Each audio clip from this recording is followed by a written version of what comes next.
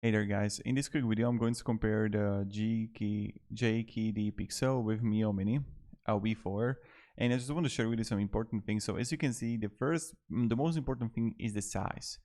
Now, if you're looking to have a lot of text on the display, if you're looking to read a lot on the screen, and you don't mind the bigger, the V4 can be like good for you.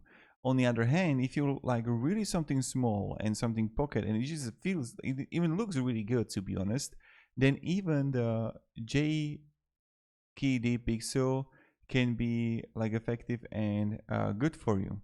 Now, when we are going to look here on some processor and things like that, so here you're gonna have the CPU Cortex A7 dual core. Here you're gonna have the Nginx 1030 processors. So the screen size, as you can see, smaller. The RAM is 128 megabytes. Here it's also memory, the same thing. So the battery is worse. You can have 2000 to 1300, and that's pretty much it.